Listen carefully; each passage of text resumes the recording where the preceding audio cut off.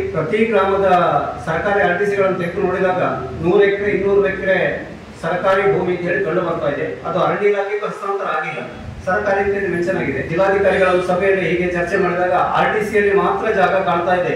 ಅಲ್ಲಿ ಹೋಗಿ ನೋಡಿದಾಗ ಅದು ಯಾರೋ ಎಕ್ವೈರ್ ಆಗಿರ್ತದೆ. ಈಗ ಸರ್ಕಾರಿ ಜಾಗ ಒತ್ತುವರಿಯನ್ನು ತೆರವು ಮಾಡುವಂತಹ ಯೋಜನೆಗಳು ನಡೀತಾ ಇದ್ದಾವೆ. 43,700 ಎಕರೆ ಜಾಗ ಸರ್ಕಾರಿ ಜಾಗ ಇದೆ ಅಂತ ಹೇಳುವಂತದ್ದು ಇದರಲ್ಲಿ ಘೋಷಣೆ. ಇಡೀ ಜಿಲ್ಲೆಯಲ್ಲಿ ಆ ಜಾಗವನ್ನ ಹೋಗಿ ನೋಡಿದ್ರೆ 4 ಎಕರೆ 30 ಸೆಂಟ್ಸ್ ಕೂಡ ಜಾಗ ಇರ್ಲಿಕ್ಕಿಲ್ಲ ಅಂತ ಅನಿಸಿದೆ. ಬೆಳ್ತಂಗಡಿಯ ಮತ್ತು ಪುತ್ತೂರು ಕೆಲವು ಕಡೆಗಳ ಜಾಗಗಳನ್ನ ನೋಟ್ ಮಾಡಿ 4 ವರ್ಷ 5 ವರ್ಷದ ತೆಂಗಿನ ಸಸಿಯನ್ನ ಜೆಸಿಬಿಯಲ್ಲಿ ತಂದು ನೆಟ್ಟು ಇದು ನನ್ನ ಜಾಗ, ಇಷ್ಟು ವರ್ಷದ ಕೃಷಿ ಇದೆ ಅಂತ ತೋರಿಸುವಂತಹ ಪ್ರಕ್ರಿಯೆಗಳು ಕೂಡ ನಡೆದು ಮಂಜೂರಾತಿ ಆಗಿದೆ. ಜನವಸತಿ ಇರುವಂತಹ ಪ್ರದೇಶಗಳಲ್ಲಿ ಆರ್ಟಿಸಿಯಲ್ಲಿ ಸರ್ಕಾರಿ ಮೆನ್ಷನ್ ಇದ್ರೂ ಕೂಡ ಅರಣ್ಯ ಇಲಾಖೆಯವರು ಇದು ನಮ್ಮದು ಅಂತ ಹೇಳುವಂತದ್ರಲ್ಲಿ ಹಾಕಿ ಬೇಲಿ ಹಾಕಿ ಅವರನ್ನ ತೆರವುಗೊಳಿಸುವಂತ ಪ್ರಯತ್ನ ನಡೀತಾ ಇದೆ. ಅದರಲ್ಲಿ ಅವರು ಅರಣ್ಯ ಇಲಾಖೆಗೆ ಹಸ್ತಾಂತರಿಸದೇ ಇದ್ದಾಗ ಅರಣ್ಯ ಇಲಾಖೆಯವರು ಏಕಾಏಕಿ ಸ್ವಾಧೀನ ಮಾಡಿಕೊಳ್ಳುವುದು ಅಥವಾ ನಮ್ಮನ್ನು ತೆರವುಗೊಳಿಸುವಂತ ಹಕ್ಕು ಅವರಿಗಿಲ್ಲ. ಈ ಸೋಲಾರ್ ಬೇಲಿಗಳು ಕಳೆದಂತೆ ನೆಲ್ಯಾಡಿ ಸೈಡ್ ನಲ್ಲಿ ಅಥವಾ ಶಿರಾಡಿ ಸೈಡ್ ನಲ್ಲಿ ಮಾಡಿದರೆ 1 ವರ್ಷದಲ್ಲಿ ಆ ತಂತಿ ಬೇಲಿಗಳೆಲ್ಲ ನೇತಾಡ್ತಾ ಇದ್ದಾರೆ. ಈ ತರ ಮಾಡಿರುವಂತದ್ರಲ್ಲಿ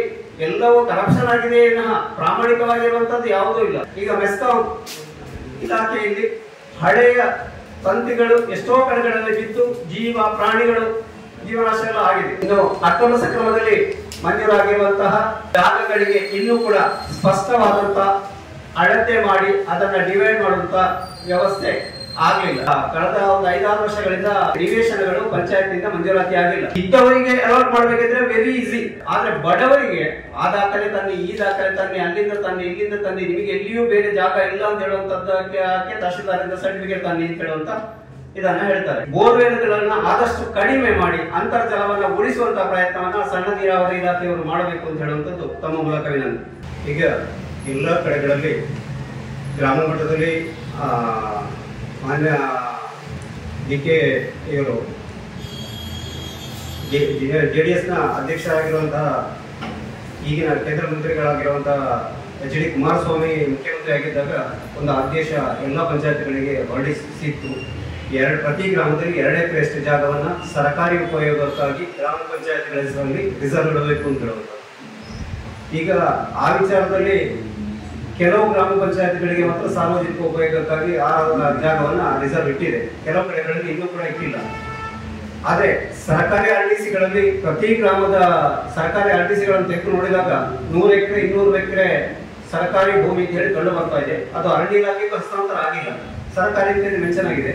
ಹಾಗಿದ್ದಾಗ ಬೇರೆ ಬೇರೆ ಇಲಾಖೆಗಳ ಇದಕ್ಕೆ ಯಾವುದು ಪೊಲೀಸ್ ಇಲಾಖೆ ಇರ್ಬೋದು, ಮೆಸ್ಕಾಂ ಇರ್ಬೋದು, ಅರಣ್ಯ ಇರ್ಬೋದು, ಪಶುಸಂಗೋಪನೆ, APMC, ಗ್ರಾಮ ಪಂಚಾಯತ್ ಕಚೇರಿಗಳು, ಶಾಲೆಗಳು, ಅಂಗನವಾಡಿಗಳು, ಹೀಗೆ ಸರ್ಕಾರಿ ಉಪಯೋಗಕ್ಕೆ ಬೇಕಾಗಿ ಆ ಪ್ರತಿ ಗ್ರಾಮ ಪಂಚಾಯತ್ ನಲ್ಲಿ ಕನಿಷ್ಠ 10 ಎಕರೆಯಷ್ಟು ಜಾಗವನ್ನ ಗುರುತಿಸಿ ಆ ಇಲಾಖೆಗಳಿಗೆ ಮೀಸಲಿಡಬೇಕು ಅಂತ ಕೆಲವು ಇದರಲ್ಲಿ ಆರ್ಟಿಸಿಯಲ್ಲಿ ಸರ್ಕಾರಿ ಘೋಷಣೆ ಕಳೆದ ಬಾರಿ ಜಿಲ್ಲಾಧಿಕಾರಿಗಳ ಸಭೆಯಲ್ಲಿ ಹೀಗೆ ಚರ್ಚೆ ಮಾಡಿದಾಗ ಆರ್ಟಿಸಿಯಲ್ಲಿ ಮಾತ್ರ ಜಾಗ ಕಾಣ್ತಾ ಇದೆ. ಅಲ್ಲಿ ಹೋಗಿ ನೋಡಿದಾಗ ಅದು ಯಾರೋ ಎಕ್ವೈರ್ ಆಗಿರ್ತದೆ. ಆದ್ರಿಂದಾಗಿ ನಾವು ಅದನ್ನ ರಿಸರ್ವ್ ಮಾಡಲಿಕ್ಕೆ ಕಷ್ಟ ಆಗ್ತದೆ. ಅವರಿಂದ ಎಕ್ವೈರ್ ಅದನ್ನ ಬಿಡಿಸಿ ನಾವು ತಗೊಳ್ಬೇಕು ಅಂತ ಹೇಳುವಂತದ್ದನ್ನ ರಾಜೇಂದ್ರ ಅವರು ಹೇಳಿದ್ದಾರೆ. ಅದಕ್ಕೆ ಈಗ ಸರ್ಕಾರಿ ಜಾಗ ಒತ್ತುವರಿಯನ್ನು ತೆರವು ಮಾಡುವಂತಹ ಯೋಜನೆಗಳು ನಡೀತಾ ಇದ್ದಾವೆ, ಪ್ರಕ್ರಿಯೆ ಪ್ರಾರಂಭ ಆಗಿದೆ. ಹಾಗಿದ್ದಾಗ ಸರ್ಕಾರಿ ಜಾಗ ಅಂತ ಹೇಳುವಂಥದ್ದು ನಾವು ಕಳೆದ ಬಾರಿ ಮಾಹಿತಿ ಹಕ್ಕಲ್ಲಿ ತಗೊಂಡ ಇದರ ಪ್ರಕಾರದಲ್ಲಿ 43,700 ಎಕರೆ ಜಾಗ ಸರ್ಕಾರಿ ಜಾಗ ಇದೆ ಅಂತ ಹೇಳುವಂಥದ್ದು ಇದರಲ್ಲಿ ಘೋಷಣೆ. ಇಡೀ ಜಿಲ್ಲೆಯಲ್ಲಿ 43,700 ಎಕರೆ ಜಾಗ ಸರ್ಕಾರಿ ಜಾಗ ಅಂತ ಹೇಳಿ ಇದೆ ಅಂತ ಹೇಳುವಂಥದ್ದು. ಆದ್ರೆ ಈಗ ಪ್ರಾಯಶಃ ಆ ಜಾಗವನ್ನ ಹೋಗಿ ನೋಡಿದ್ರೆ 4 ಎಕರೆ 30 ಸೆಂಟ್ಸ್ ಕೂಡ ಜಾಗ ಇರ್ಲಿಕ್ಕಿಲ್ಲ ಅಂತ ಅನಿಸಿದೆ. ಅಷ್ಟು ಕೂಡ ಎಕ್ವೈರ್ ಆಗಿದೆ. ಆದ್ರೆ ಸಾರ್ವಜನಿಕ ಉಪಯೋಗಕ್ಕಾಗಿ ಆ ಜಾಗವನ್ನ ಎಕ್ವೈರ್ ಆಗಿರುವಂತದ್ದು, ಅದರಲ್ಲಿ ರೈತ ಏನು ಕೃಷಿ ಮಾಡದೇ ಇದ್ದು ಹಾಗೆ ಖಾಲಿ ಜಾಗ ಬಿಟ್ಟಿರುವಂತಹ ಜಾಗಗಳನ್ನ ಪುನಃ ಸರ್ಕಾರ ಈ ತರ ರಿಸರ್ವೇಶನ್ ಕೃಷಿ ಮಾಡಿರುವಂತದ್ದನ್ನ ಸರ್ಕಾರ ತಗೊಳ್ಳುವಂತದ್ದಕ್ಕೆ ಒಂದು ಆಕ್ಷೇಪ ಇದೆ. ಹಾಗೆ ಇದರಲ್ಲಿ ಏನಾಗಿದೆ ಅಂತ ಕೇಳಿದ್ರೆ ಕೆಲವು ಕಡೆಗಳಲ್ಲಿ ನಮ್ಮವ್ರದ್ದು ಈ ಅಕ್ರಮ ಸಕ್ರಮ ಫಾರ್ಮ್ ನಂಬರ್ ಇದು ಬಂದ ನಂತರ ಬೆಳ್ತಂಗಡಿಯ ಮತ್ತು ಪುತ್ತೂರು ಕೆಲವು ಕಡೆಗಳಲ್ಲಿ ಏನಾಗಿದೆ, ರಸ್ತೆ ಬದಿಯ ಜಾಗಗಳನ್ನ ನೋಟ್ ಮಾಡಿ 4 ವರ್ಷ 5 ವರ್ಷದ ತೆಂಗಿನ ಸಸಿಯನ್ನ ತಂದು ಜೆಸಿಬಿಯಲ್ಲಿ ತಂದು ನೆಟ್ಟು ಇದು ನನ್ನ ಜಾಗ, ಇಷ್ಟು ವರ್ಷದ ಕೃಷಿ ಇದೆ ಅಂತ ತೋರಿಸುವಂತಹ ಪ್ರಕ್ರಿಯೆಗಳು ಕೂಡ ನಡೆದು ಮಂಜೂರಾತಿ ಆಗಿದೆ. ಅಂತದ ಕೆಲವು ಕಡೆಗಳಲ್ಲಿ ಏನಾಗಿದೆ ಅಂತ ಕೇಳಿದ್ರೆ ಜನವಸತಿ ಇರುವಂತಹ ಪ್ರದೇಶಗಳಲ್ಲಿ ಸರ್ಕಾರಿ RTCಯಲ್ಲಿ ಸರ್ಕಾರಿ ಅಂತ ಮೆನ್ಷನ್ ಇದ್ರೂ ಕೂಡ ಅರಣ್ಯ ಇಲಾಖೆಯವರು ಇದು ನಮ್ಮದು ಅಂತ ಹೇಳುವಂತದ್ರಲ್ಲಿ ಹಾಕಿ ಬೇಲಿ ಹಾಕಿ ಅವರನ್ನ ತೆರವುಗೊಳಿಸುವಂತ ಪ್ರಯತ್ನ ನಡೀತಾ ಇದೆ. ಇದು ನಮ್ಮ ಮೂಲಭೂತ ವಾಸ್ತವ್ಯ ಅಂತ ಹೇಳುವಂಥದ್ದು ಮೂಲಭೂತ ಹಕ್ಕು. ಅದರಲ್ಲಿ ಅವರು ಅರಣ್ಯ ಇಲಾಖೆಗೆ ಹಸ್ತಾಂತರಿಸದೇ ಇದ್ದಾಗ ಅರಣ್ಯ ಇಲಾಖೆಯವರು ಏಕಾಏಕಿ ಸ್ವಾಧೀನ ಮಾಡಿಕೊಳ್ಳುವುದು ಅಥವಾ ನಮ್ಮನ್ನು ತೆರವುಗೊಳಿಸುವಂತಹ ಹಕ್ಕು ಅವರಿಗಿಲ್ಲ. ಅವರ ಹೆಸರಲ್ಲಿ RTC 96-97ನೇ ಇಸವಿಯಲ್ಲಿ ಅವರಿಗೆ ಹಸ್ತಾಂತರದ ಪ್ರಕ್ರಿಯೆ ನಡೆದಿತ್ತು. ಆ ಪ್ರಕ್ರಿಯೆ ನಡೆದು ಅದು ಪೂರ್ಣ ಆದ ನಂತರ ಅವರಿಗೆ ಕೊಡುವಂತದ್ದಿದ್ರೆ ಅವರ ಹೆಸರಲ್ಲಿ ಮೆನ್ಷನ್ ಆಗಿದ್ದಿದ್ರು ಕೂಡ ಅದು ಎಲ್ಲಿ ಅಂತ ಹೇಳುವಂತದ್ದನ್ನ ಅರಣ್ಯ ಮತ್ತು ಕಂದಾಯ ಇಲಾಖೆಯವರು ಜಂಟಿ ಸರ್ವೆಯನ್ನು ನಡೆಸಿ ಕರೆಕ್ಟ್ ಆದ ಗಡಿಗಳನ್ನ ಗುರುತಿಸಿದ ನಂತರವೇ ಅವ್ರದ್ದು ಅಂತ ಹೇಳಿಕ್ಕೆ ಸಾಧ್ಯ ಆಗ್ತದೆ ಅಷ್ಟೇ ಅಲ್ಲದೆ. ಉದಾಹರಣೆಗೆ ಕೆಲವು ಸರ್ವೆ ನಂಬರ್ಗಳಲ್ಲಿ 300-400 ಎಕರೆ ಜಾಗ ಇರ್ತದೆ, ಅದರಲ್ಲಿ 16 ಎಕರೆ 18 ಎಕರೆ ಅರಣ್ಯ ಅಂತ ಇರ್ತದೆ. ಅದನ್ನ ಕೇಳಿದ್ರೆ ಅರಣ್ಯ ಇಲಾಖೆಯವರಿಗೂ ಗೊತ್ತಿಲ್ಲ, ಕಂದಾಯ ಇಲಾಖೆಯವರಿಗೆ ಫಿಕ್ಸ್ ಆದಂತಹ ಜಾಗ ಯಾವುದು ಅಂತ ಗೊತ್ತಿಲ್ಲ. ಜನವಸತಿಯಲ್ಲಿ ಹೋಗಿ ಕೂತವರು ಅಥವಾ ಬೇರೆ ಯಾರಾದ್ರಿಂದ ಇದ್ದವರಿದ್ರೆ ತಕ್ಷಣ ಆ ಜಾಗ ನಮ್ಮದು ಅಂತ ಹೇಳುವಂತದ್ದನ್ನ ಅವ್ರು ಬರ್ತಾರೆ. ಆದ್ರೆ ಅದಕ್ಕೆ ಸ್ಪಷ್ಟವಾದಂತಹ ಯಾವುದೇ ನಕ್ಷೆ ಆಗ್ಲಿ ಗುರುತಾಗ್ಲಿ ಯಾವುದೂ ಇರುವುದಿಲ್ಲ. ಆ ತರ ಅಲ್ಲ, ಇನ್ನು ಜಂಟಿ ಸರ್ವೆಯನ್ನು ನಡೆಸಿ ಅದನ್ನ ಫಿಕ್ಸ್ ಮಾಡಿ ಇನ್ನು ಮುಂದೆ ಇಲಾಖೆಗಳ ಮತ್ತು ಜನವಸತಿ ಇದರ ಮಧ್ಯೆ ಸಂಘರ್ಷ ಬರದ ರೀತಿಯಲ್ಲಿ ವ್ಯವಸ್ಥೆಯನ್ನ ಮಾಡಬೇಕು ಅಂತ ಹೇಳುವುದು. ಇನ್ನೊಂದು ಸುಳ್ಯ ಸೈಡ್ ನಲ್ಲಿ ಆನೆ ಹಾವಳಿ, ಬಾಕಿ ಕಡೆಗಳಲ್ಲಿ ಕಾಡು ಮೃಗಗಳು ಮನುಷ್ಯ ಮಾಡಿರುವಂತಹ ಕೃಷಿಯನ್ನು ನಾಶ ಮಾಡಿ ಅವನ ಜೀವನ ದುಸ್ತರವಾಗಿರುವಂತಹ ಸ್ಥಿತಿ. ಈ ಸಂಘರ್ಷವನ್ನ ಪ್ರಾಣಿ ಮತ್ತು ಮಾನವನ ಸಂಘರ್ಷವನ್ನ ತಡೀಲಿಕ್ಕೆ ಬೇಕಾಗಿ ಒಂದು ತಂತಿಯನ್ನು ಫಿಕ್ಸ್ ಮಾಡಿ ಸೋಲಾರ್ ಅನ್ನು ಅಳವಡಿಸಿ ಪ್ರಾಣಿಗಳು ರೈತರ ಜಾಗಕ್ಕೆ ಬರದ ರೀತಿಯಲ್ಲಿ ಒಂದು ಈ ಸೋಲಾರ್ ಬೇಲಿಗಳು ಕಳಸರ್ತಿ ನೆಲ್ಯಾಡಿ ಸೈಡ್ ನಲ್ಲಿ ಅಥವಾ ಶಿರಾಡಿ ಸೈಡ್ ನಲ್ಲಿ ಮಾಡಿದರೆ 1 ವರ್ಷದಲ್ಲಿ ಆ ತಂತಿ ಬೇಲಿಗಳೆಲ್ಲ ನೇತಾಡ್ತಾ ಇದ್ದಾವೆ.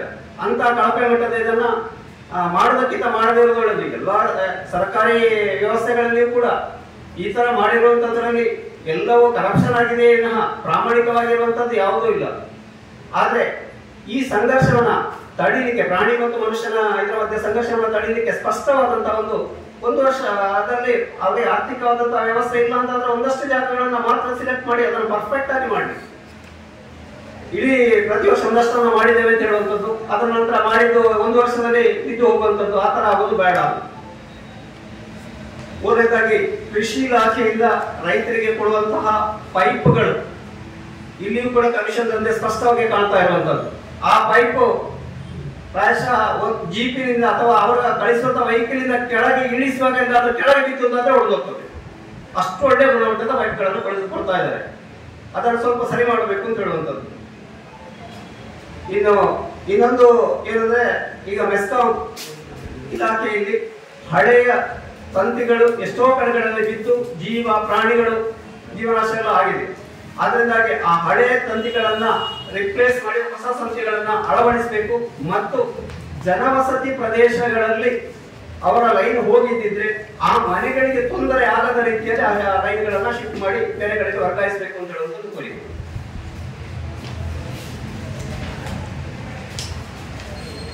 ಇನ್ನು ಅಕ್ರಮ ಸಕ್ರಮದಲ್ಲಿ ಮಂಜೂರಾಗಿರುವಂತಹ ಜಾಗಗಳಿಗೆ ಇನ್ನೂ ಕೂಡ ಸ್ಪಷ್ಟವಾದಂತಹ ಅಳತೆ ಮಾಡಿ ಅದನ್ನ ಡಿವೈಡ್ ಮಾಡುವಂತ ವ್ಯವಸ್ಥೆ ಆಗಲಿಲ್ಲ.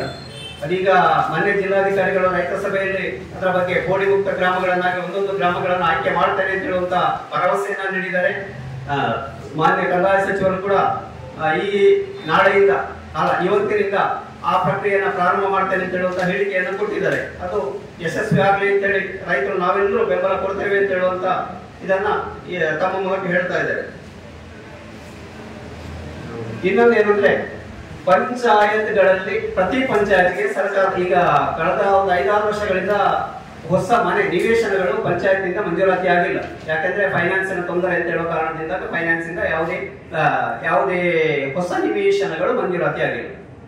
ಆದ್ರೆ ಪ್ರತಿ ಪಂಚಾಯತ್ಗೆ 4 ಅಥವಾ 5, 6 ಜನವಸತಿಯ ನಿರ್ಧಾರದ ಮೇಲೆ ಮನೆಗಳನ್ನ ಅಲಾಟ್ ಮಾಡ್ತಾರೆ ಅಥವಾ ಸೈಟ್ಗಳನ್ನ ಪಂಚಾಯತ್ ಅಲಾಟ್ ಮಾಡ್ತಾರೆ. ಈ ಪಂಚಾಯತ್ ಅಲ್ಲಿ ಅಲಾಟ್ ಮಾಡಿರುವಂತಹ ಸೈಟ್ಗಳು ಇದ್ದವರಿಗೆ ಅಲಾಟ್ ಮಾಡಬೇಕಿದ್ರೆ ವೆರಿ ಈಸಿ, ತುಂಬಾ ಸುಲಭದಲ್ಲಿ ಇದ್ದವರು ಅಲಾಟ್ ಮಾಡಿಸಿಕೊಳ್ತಾರೆ. ಆದ್ರೆ ಬಡವರಿಗೆ ಆ ದಾಖಲೆ ತನ್ನಿ, ಈ ದಾಖಲೆ ತನ್ನಿ, ಅಲ್ಲಿಂದ ತನ್ನಿ, ಇಲ್ಲಿಂದ ತನ್ನಿ, ನಿಮಗೆ ಎಲ್ಲಿಯೂ ಬೇರೆ ಜಾಗ ಇಲ್ಲ ಅಂತ ಹೇಳುವಂತದ್ದಕ್ಕೆ ತಹಶೀಲ್ದಾರಿಂದ ಸರ್ಟಿಫಿಕೇಟ್ ತನ್ನಿ ಅಂತ ಹೇಳುವಂತ ಇದನ್ನ ಹೇಳ್ತಾರೆ. ಈಗ ತಹಶೀಲ್ದಾರ್ ಹತ್ರ ನಾನು ಅದ್ರ ಬಗ್ಗೆ 2-3 ತಹಶೀಲ್ದಾರ್ ಹತ್ರ ಕೇಳಿದೆ. ಅವನಿಗೆ ಎಲ್ಲಿಯೂ ಜಾಗ, ಈ ತಾಲೂಕಲ್ಲಿ ಜಾಗ ಇಲ್ಲ ಅಂತ ಹೇಳುವಂತದ್ದನ್ನ ನಾವು ಕೊಡಬಹುದು ಅಷ್ಟೇ, ಎಲ್ಲಿಯೂ ಜಾಗ ಇಲ್ಲ ಅಂತ ನಾನು ಕೊಡ್ಲಿಕ್ಕೆ ಆಗುದಿಲ್ಲ ಅಂತ ಹೇಳುವಂತ 2-3 ತಹಶೀಲ್ದಾರ್ಗಳು ಹೇಳಿದ್ರು. ಅಂತ ಇದು ನಿಜವಾಗಿ ಅಗತ್ಯ ಇಲ್ಲ. ಅವರಿಗೆ ಇದೆಯಾ ಇಲ್ವಾ ಅಂತ ಹೇಳುವಂತದ್ದನ್ನ ಈಗ ಆಧಾರ ಲಿಂಕ್ ಆಗಿರೋದ್ರಿಂದಾಗಿ ಅವ್ರ ಹೆಸರಲ್ಲಿ ಎಲ್ಲಿ ಜಾಗ ಇದೆ ಅಂತ ಹೇಳುವಂತದ್ದು ಖಾಲಿ ಆಧಾರ್ ನಂಬರ್ ಹಾಕಿದಾಗ ಗೊತ್ತಾಗ್ತದೆ. ಹಾಗಿರುವಾಗ ಈ ತರ ನಿವೇಶನಕ್ಕೆ ಅವನನ್ನ ಬಡವನನ್ನ ಅಲೆದಾಡಿಸುವಂತದ್ದು ಸರಿ ಇಲ್ಲ ಅಂತ ನನ್ನ ಭಾವನೆ. ಮತ್ತೆ ತಮಗೆಲ್ಲ ಗೊತ್ತಿರುವಾಗ ಈಗ ಈಶ್ವರಮಂಗಲ ಆ ಭಾಗಗಳಲ್ಲಿ ಹೊಸ ಸೇತುವೆಗಳು ಎಷ್ಟು ಕಳಪೆ ಮಟ್ಟದಲ್ಲಿ ನಡೀತಾ ಇದ್ದಾವೆ ಅಂತ ಹೇಳುವಂತದ್ದನ್ನ ನಮ್ಮ ಅಧ್ಯಕ್ಷರು ಮತ್ತು ಅಲ್ಲಿಯ ಸಮಿತಿಯವರು 2-3 ಬಾರಿ PWD ಇಂಜಿನಿಯರ್ಗಳನ್ನ ಮತ್ತು ತಹಶೀಲ್ದಾರ್ನ AC ಅವರನ್ನ ಕರ್ಕೊಂಡು ಹೋಗಿ ತೋರಿಸಿದಂತ ಘಟನೆ ತಮ್ಮ ಮುಖಾಂತರ ಎಲ್ಲರಿಗೂ ಜನರಿಗೆ ಗೊತ್ತಾಗಿದೆ. ಆದ್ರೆ ಇನ್ನು ಮುಂದೆ ಆದ್ರೂ ಕೂಡ ಬ್ರಿಟಿಷರ ಕಾಲದಲ್ಲಿ ಕಟ್ಟಿರುವಂತಹ ಉಪ್ಪಿನಂಗಡಿ ಸೇತುವೆ ಉದಾಹರಣೆಗೆ ನಮ್ಮ ಮುಂದೆ ಇರುವಂತದ್ದು, ಅದು 100-150 ವರ್ಷ ಆದ್ರೂ ಕೂಡ ಇವತ್ತಿಗೂ ಏನೂ ಆಗಿಲ್ಲ. ಆದ್ರೆ ಈಗಿನ ಸರ್ಕಾರ, ಕೇಂದ್ರ ಸರ್ಕಾರ ಆಗಿರ್ಬೋದು ಅಥವಾ ಈಗಿನ ಸರ್ಕಾರಗಳು ನಿರ್ಮಿಸಿದಂತಹ ಸೇತುವೆ ಅವರ ಅಧಿಕಾರಾವಧಿ ಆಗುವ ಮೊದಲೇ ಬಿದ್ದು ಹೋಗಿರುವಂತದ್ದು ಬೇಕಾದಷ್ಟಿದೆ. ಅಷ್ಟು ಉನ್ನತ ಮಟ್ಟದಲ್ಲಿ ನಡೀತಾ ಇದೆ. ಆ ತರದ ದುಡ್ಡು ನಮ್ಮದೇ ಆದ್ರಿಂದಾಗಿ ಇಂಥ ಕಳಪೆ ಕಾಮಗಾರಿಯನ್ನ ತಡೀಲಿಕ್ಕೆ ನಾವೆಲ್ಲರೂ ಅದರಲ್ಲಿ ಭಾಗಿಯಾಗಬೇಕು ಅಂತೇಳಿ ತಮ್ಮ ಮೂಲಕ ವಿನಂತಿಸ್ತಾ ಇದ್ದೇನೆ. ಇನ್ನೊಂದು, ನಮ್ಮ ಹಲವು ವರ್ಷಗಳಿಂದಿರುವಂತಹ ಬೇಡಿಕೆಗಳು, ಹರಿದು ಹೋಗುವಂತಹ ನೀರನ್ನ ತಡೆಗಟ್ಟಿ ಅದನ್ನ ಅಲ್ಲಲ್ಲೇ ಇಂಗಿಸಿಕೊಳ್ಳುವಂತಹ ವ್ಯವಸ್ಥೆಗೆ ಬೇಕಾಗಿ ಪ್ರತಿ 500 ಮೀಟರ್ಗೊಂದು ಚೆಕ್ ಡ್ಯಾಮ್ಗಳನ್ನ ನಿರ್ಮಿಸಬೇಕು. ಇದು ಸಣ್ಣ ನೀರಾವರಿ ಇಲಾಖೆ ಮುಖಾಂತರ ನಡೀಬೇಕು ಅಂತ ಹೇಳುವಂತದ್ದನ್ನ ನಾವು ಎಷ್ಟೋ ವರ್ಷಗಳಿಂದ ಕೇಳಿಕೊಂಡು ಬಂದಿದ್ದೇವೆ. ನೀರಿನ ಸಮಸ್ಯೆಯನ್ನ ತಡೆಗಟ್ಟಲಿಕ್ಕಾಗಿ ಮೊನ್ನೆ ಯಾವುದೊಂದು ಆರ್ಟಿಕಲ್ ಓದಿದೆ, ಮುಂದಿನ 40 ವರ್ಷಗಳ ನಂತರ ನಾವು ನೀರಿಗಾಗಿ ಪೌಡರ್ ಅನ್ನ ಬಳಸಬೇಕಾಗಬಹುದು. ಈಗ ಇಂಡೋನೇಷ್ಯಾ ಇದರಲ್ಲೆಲ್ಲ ಬಳಸಿದ ರೀತಿಯಲ್ಲಿ ಪೌಡರ್ ಅನ್ನ ಬಳಸಬೇಕಾದಂತಹ ದಿನ ಬರಬಹುದು ಅಂತ ಹೇಳುವಂತದ್ದು ಒಂದು ಭವಿಷ್ಯವಾಣಿ ಕಂಡಿತ್ತು. ಆದ್ರೆ ನಮ್ಮಲ್ಲಿ ಧಾರಾಳವಾಗಿ 1200ರಿಂದ 1800 ಮಿಲಿಮೀಟರ್ ಮಳೆ ಬೀಳುವಂತಹ ನಮ್ಮ ಪ್ರದೇಶದಲ್ಲಿ ಈ ತರದ ನೀರನ್ನ ತಡೆಗಟ್ಟಿ ಬೋರ್ವೆಲ್ಗಳನ್ನ ಆದಷ್ಟು ಕಡಿಮೆ ಮಾಡಿ ಅಂತರ್ಜಲವನ್ನ ಉಳಿಸುವಂತಹ ಪ್ರಯತ್ನವನ್ನ ಸಣ್ಣ ನೀರಾವರಿ ಇಲಾಖೆಯವರು ಮಾಡಬೇಕು ಅಂತ ಹೇಳುವಂತದ್ದು ತಮ್ಮ ಮೂಲಕ ವಿನಂತಿ.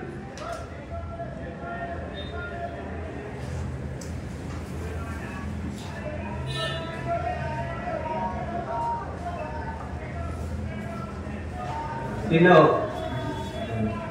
ಬೇರೆ ರಾಜ್ಯಗಳಿಂದ ಕಳ್ಳ ಸಾಗಾಣಿಕೆಯ ಮೂಲಕ ಅಡಿಕೆ, ಈಗ ಉದಾಹರಣೆಗೆ ಕೇರಳದಿಂದ ಗಡಿ ಭಾಗದಿಂದ ನಮ್ಮ ಇದಕ್ಕೆ ಅಡಿಕೆ, ಕಳಪೆ ಮಟ್ಟದ ಅಡಿಕೆ ಬಂದು ನಮ್ಮಲ್ಲಿ ಮಿಕ್ಸ್ ಆಗ್ತಾ ಇರುವಂತದ್ದು. ಇದರಿಂದಾಗಿ ರೈತನ ಇಲ್ಲಿಯ ಗುಣಮಟ್ಟದ ಅಡಿಕೆ ಹಾಳಾಗುವಂತದ್ದು. ಇದನ್ನ ತಡೆಯಬೇಕು ಅಂತ ಹೇಳುವಂತದ್ದು ಮೊನ್ನೆ ಕೂಡ ಜಿಲ್ಲಾಧಿಕಾರಿಗಳ ಇದ್ರ ಬಗ್ಗೆ ಪ್ರಸ್ತಾಪ ಮಾಡಿದ್ದೇವೆ. ಹಾಗೆ ಈ ಎಲ್ಲ ಪ್ರಕ್ರಿಯೆಗಳನ್ನ ತಮ್ಮ ಮೂಲಕ ಜನತೆಗೆ ಮತ್ತು ಸರ್ಕಾರಕ್ಕೆ ತಾವು ತಿಳಿಸಿಕೊಡಬೇಕು ಅಂತ ಹೇಳುವಂತ ವಿಚಾರವನ್ನ ತಮ್ಮ ಮುಂದಿಡ್ತಾ ಇದ್ದಾರೆ. ST ಕಾಲನಿಗಳಿರ್ತದೆ. ಈ ಕಾಲನಿಗಳ ಸಮಾಜ ಕಲ್ಯಾಣ ಯಾವುದೇ ದಾಖಲೆಗಳು ಇರುವುದಿಲ್ಲ. ಏನಂದ್ರೆ ಅವರು ಹೇಳ್ತಾರೆ, ಒಂದು ಉದಾಹರಣೆ ಯಾವುದೋ ಒಂದು ಹೆಸರಲ್ಲಿ ಅದು ಕಾಲನಿ ಅಂತ ಮೆನ್ಷನ್ ಮಾಡಿರ್ತಾರೆ. ಆದ್ರೆ ಅವರ ಹತ್ರ ಕೇಳುವಾಗ ಆ ಕಾಲನಿ ಅಡ್ರೆಸ್ ಯಾವುದೇ ಸರ್ವೆ ನಂಬರ್ ಮೆನ್ಷನ್ ಮಾಡಿರುವುದಿಲ್ಲ, ಮತ್ತೆ ನಕ್ಷೆ ಮಾಡಿರುವುದಿಲ್ಲ. ಅಂತ ಸಮಾಜದಲ್ಲಿ ಮೊನ್ನೆ ಯಾವುದೋ ಒಂದು ವಿಷಯಕ್ಕೆ ನಾವು ನ್ಯಾಯಾಲಯಕ್ಕೆ ಹೋದಾಗ ನ್ಯಾಯಾಲಯದಲ್ಲಿ ಅವರು ಕೇಳಿದ್ರು, ನೀವು ಕಾಲನಿ ಅಂತ ಬರೀ ಸಮಾಜ ಕಲ್ಯಾಣ ಲೆಟರ್ ತರ್ತೀರಿ, ನೀವು ಪಂಚಾಯತಿನ ಲೆಟರ್ ತಂದಿದ್ದೀರಿ. ಆದರೆ ಇಲ್ಲಿ ನಮಗೆ ಅದರಲ್ಲಿ ನೀವು ಅದರ ಅಡಿಸ್ಥಳವನ್ನು ಮತ್ತು ಈ ಸರ್ವೆ ನಂಬರ್ ಮೆನ್ಷನ್ ನಕ್ಷೆ ಸಮೇತ ನಮಗೆ ತೋರಿಸಿ ಅಂತ ಹೇಳುವಾಗ ಯಾವುದೇ ಪಂಚಾಯತ್ನಲ್ಲಿ ಕೇಳುವಾಗ ಸಹ ಈ ಕಾಲನಿಗಳಿಗೆ ಸರಿಯಾದ ಒಂದು ದಾಖಲೆಗಳು ಇರುವುದಿಲ್ಲ. ಅದನ್ನು ನಾವು ಮೊನ್ನೆ ನಮ್ಮ ಜಿಲ್ಲಾಧಿಕಾರಿಯವರ ಸಭೆ ನಡೆಯುವಾಗ ಸಹ ಅವರು ಸಮಾಜ ಕಲ್ಯಾಣ ಇಲಾಖೆಯವರೆಲ್ಲರಿದ್ರು.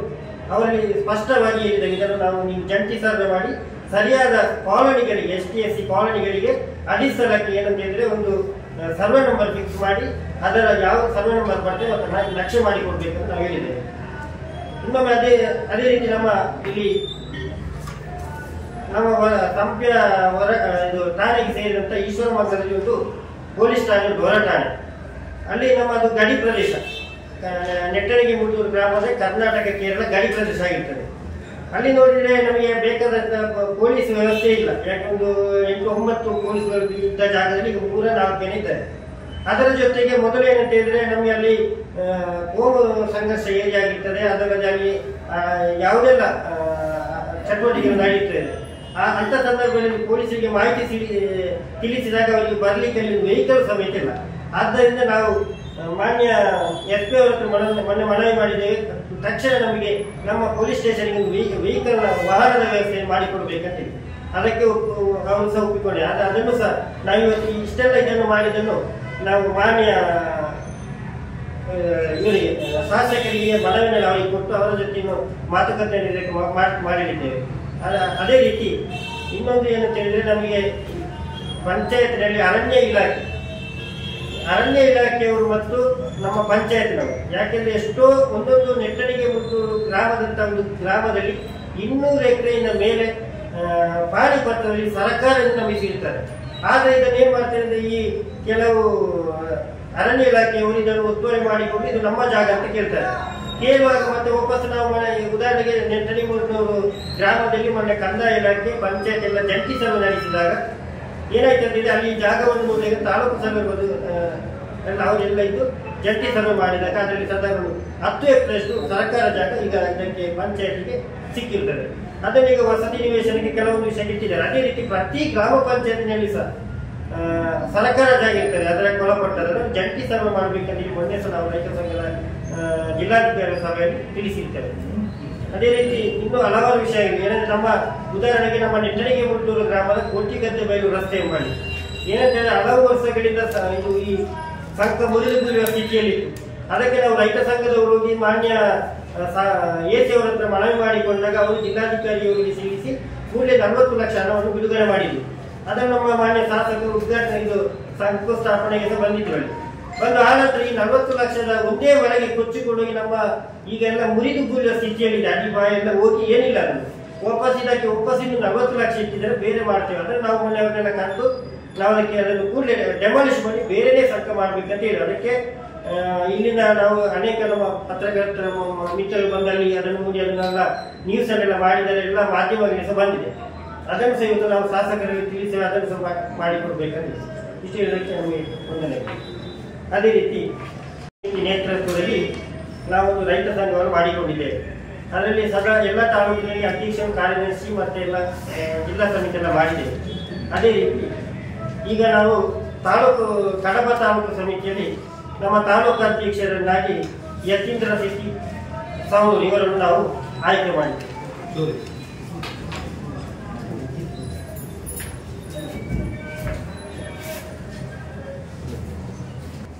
ಯತೀಂದ್ರ ಶೆಟ್ಟಿ ಸೋಂಪಾಡಿ ಮಠ.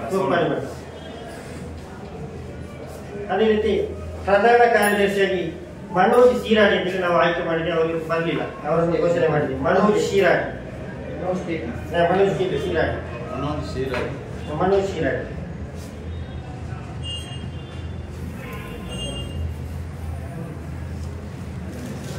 ಹಾಗೆ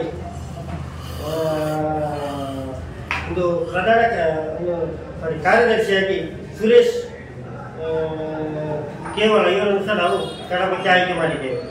ಸುರೇಶ್ ಕೇವಲ. ಅದೇ ರೀತಿ ಇನ್ನೊಂದು ನಾವು ಪುತ್ತೂರು ತಾಲೂಕು ಸಮಿತಿಯನ್ನು ಮಾಡಿದ್ದೇವೆ. ಪುತ್ತೂರು ತಾಲೂಕು ಸಮಿತಿಯಲ್ಲಿ ಅಧ್ಯಕ್ಷರಾಗಿ ರಕ್ಷಿತ್ ಗೋಳುಡಿ ಇವರನ್ನು ಆಯ್ಕೆ ಮಾಡಿದ್ದೇವೆ. ಪುತ್ತೂರು ಅಧ್ಯಕ್ಷ ರಕ್ಷಿತ್ ರೈ ಗೋಳುಡಿ.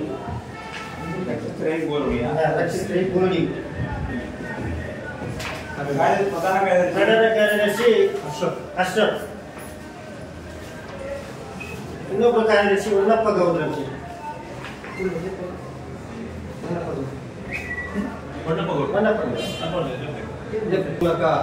ಹೋದಾಗ ಮಾತ್ರ ಮನವರಿಕೆ ಆಗ್ತಾ ಇರುವಂಥದ್ದು. ಈಗ ಈಗೇನು ಬೇಕಾದಷ್ಟಿದ್ದಾವೆ, ಅದು ಬೇಡದನ್ನ ಬೇಕಾದಷ್ಟು ಬರ್ತದೆ, ಅದು ಬೇಕಾದ ಬರ್ತಾ ಇರುವಂಥದ್ದು ಸ್ವಲ್ಪ ಕಡಿಮೆ.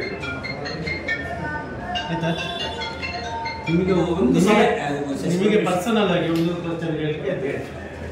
ಈಗ ಅವಕ್ಕೆ ನೀವು ಅಂಕದಡ್ಕದ ಸಾಬಾ ಸಾಹೇಬ್ರ ಮಗಳದ ಜಾಗದ ವಿಚಾರ ಏನು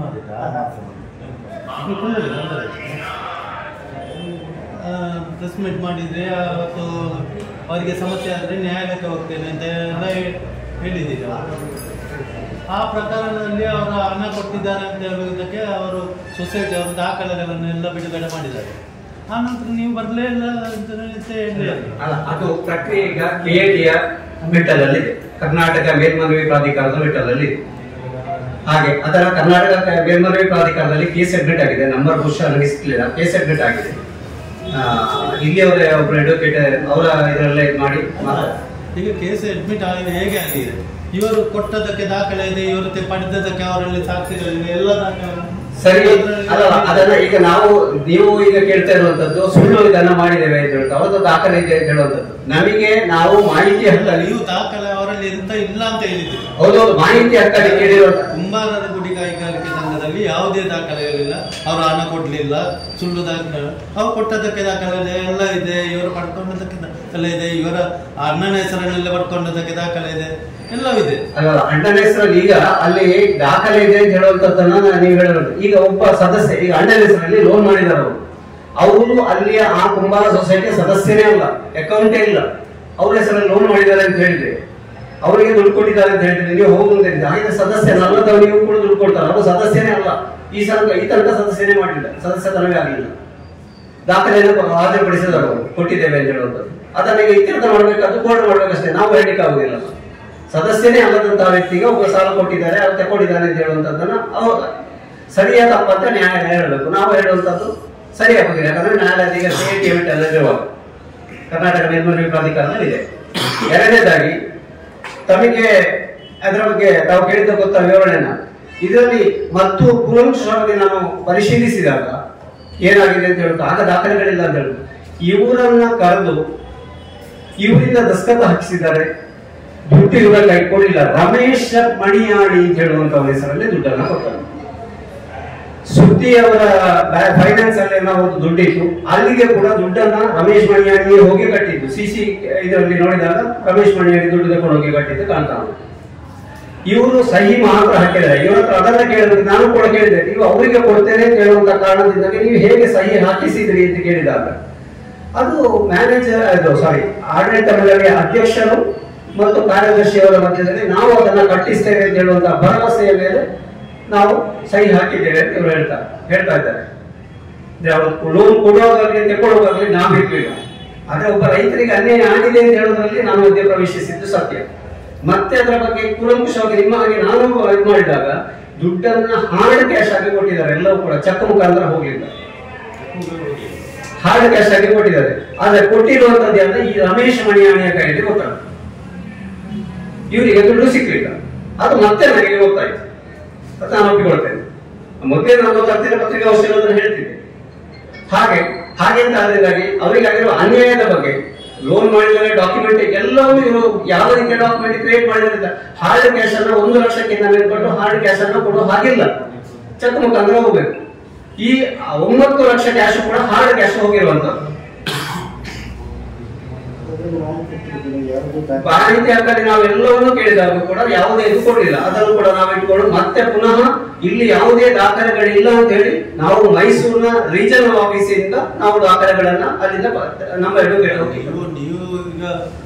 ಪ್ರೆಸ್ ಮೀಟ್ ಮಾಡೋ ನಾವು KATಯಲ್ಲಿ ಹೋದಾಗ ನಮ್ಮ ಅಡ್ವೊಕೇಟ್ ಹೇಳಿದ್ರು ಅದು ಪಂಚಾಯತ್ ನೇರವಾಗಿರೋದ್ರಿಂದಾಗಿ ಪಂಚಾಯತ್ ಇನ್ವಾಲ್ವ್ ಆಗ್ಲೇಬೇಕು. ಅದರಲ್ಲಿ ಅವರು ಯಾವ ರೀತಿ ಮಾಡಿದ್ದಾರೆ, ಅವರಿಗೆ ಗೊತ್ತು, ಅವರ ಮನೆಯವರಿಗೆಲ್ಲ ಹೇಗೆ ಮಾಡಿದ್ದಾರೆ ಅಂತ ಹೇಳಿ ಒಂದು ರಿಪೋರ್ಟ್ ತಕೊಳ್ಳಿ ಅಂತ ಹೇಳಿ ನಾವು ಪಂಚಾಯತ್ಗೆ ಹಾಕಿದಾಗ ಪಂಚಾಯತ್ ನಮಗೆ ಅಡ್ಜಸ್ಟ್ಮೆಂಟ್ ಬಂದಿದೆ. ಏನು ಅಂತ ಕೇಳಿದ್ರೆ ನಾವು ಕಟ್ಟಡವನ್ನ ಮಾತ್ರ ಕೊಟ್ಟಿದ್ದೇವೆ, ಆ ಸಭೆಗೆ ಏಲಾಮ್ ಅನ್ನುವಂಥದ್ದು ನಮ್ಮ ಗಮನಕ್ಕೆ ಬಂದಿರಲಿಲ್ಲ ಅಂತ ನಮಗೆ ಹಿಂಬರಹವನ್ನು ಕೊಟ್ಟಿದ್ದಾರೆ. ಇದೆಲ್ಲ ನೋಡಿದಾಗ ಏನಾಗಿದೆ ಅಂತ ಹೇಳುವಂಥದ್ದು ನನಗೂ ಅರ್ಥ ಆಗುದಿಲ್ಲ. ಅಂತ ಒಟ್ಟಿನಲ್ಲಿ ಏನಾಗಿದೆ ಅಂದ್ರೆ ಇವರಿಗೆ ದುಡ್ಡು ಕೈಗೆ ಸಿಗ್ಲಿಲ್ಲ, ದುಡ್ಡು ಅವರು ಕೊಟ್ಟಿದ್ದಾರೆ, ಇವರಿಗೆ ಸಿಗ್ಲಿಲ್ಲ. ಮೊದಲು ಏನಂತ ಹೇಳಿದ್ರೆ ಅವರೆಲ್ಲ ಮಾಹಿತಿ ಕೇಳುವಾಗ ಅಂತೆಲ್ಲ ದಾಖಲೆಗಳಿಗೆ ಮೊದಲೇ ಕೊಡುತ್ತಿದ್ರೆ, ಈಗ ಮಾಹಿತಿ ನಾವು ದಾಖಲೆಗೆ ಮಾಹಿತಿ ಕೇಳಿದ್ದೆವು, ಏಲಮಾಗಿದ್ದು ಏನಾಗಿದೆ ಅಂತ ಕೇಳಿದ್ರೆ ಏಲಮಾಗಿ ಈ ಇದೆಲ್ಲ ಪ್ರಕ್ರಿಯೆ ನಡೀತಾ ಇರುವಾಗ ನಾವು ಅಲ್ಲಿಂದ ಇದು ಮಾಡಿದಾಗ ಪರ್ಚೇಸ್ ಮಾಡಿದಂತಹ ವ್ಯಕ್ತಿ ಪುನಃ ಹೈಕೋರ್ಟಿಗೆ ಹೋದ್ರು. ಹೈಕೋರ್ಟಿಗೆ ನನಗೆ ಇಷ್ಟು ದಿವಸ ಆಯ್ತು, 90 ದಿವಸದಲ್ಲಿ ನಾನು ಪರ್ಚೇಸ್ ಮಾಡಿರುವಂತಹ ಜಾಗದ RTC ನನ್ನ ಹೆಸರಿಗೆ ಮಾಡಿಕೊಡ್ಬೇಕಿತ್ತು, ಮಾಡಿಕೊಡ್ಲಿಲ್ಲ, ಅದನ್ನು ಮಾಡ್ಲಿಕ್ಕೆ ಆದೇಶ ಮಾಡಬೇಕು ಅಂತ ಹೇಳಿ ಹೈಕೋರ್ಟಿಗೆ ಅವರು ಹೋದ್ರು. ಹೈಕೋರ್ಟ್ ಇಂದ ತಹಶೀಲ್ದಾರ್ಗೆ ನೋಟಿಸ್ ಆದ ತಕ್ಷಣ ಹೇಳಿದ್ರು ಹೀಗೆ ಹೈಕೋರ್ಟ್ ಇಂದ ನೋಟಿಸ್ ಆಗಿದೆ, ಅದನ್ನ ನಿಮಗೆ ಮಾಡಿಕೊಡದೆ ಉಪಾಯ ಇಲ್ಲ, ನಾವು ಮಾಡ್ತಾ ಇದ್ದೇವೆ ಅಂತ ನನಗೆ ಹೇಳಿದ್ರು. ಹಾಗೆ ಹೈಕೋರ್ಟ್ ಅಲ್ಲಿ ನೇರವಾಗಿ ಈ ಪ್ರಕರಣವನ್ನು ಹೋಗ್ಲಿಕ್ಕೆ ಸಾಧ್ಯ ಇಲ್ಲದ ಕಾರಣದಿಂದ ನಾವು ಕರ್ನಾಟಕ ಮೇಲ್ಮನವಿ ಪ್ರಾಧಿಕಾರಕ್ಕೆ ಹೋಗಿದ್ದೇವೆ. ಸುದ್ದಿ ಚಾನಲ್, ಕ್ಷಣ ಕ್ಷಣದ ಸುದ್ದಿಗಾಗಿ.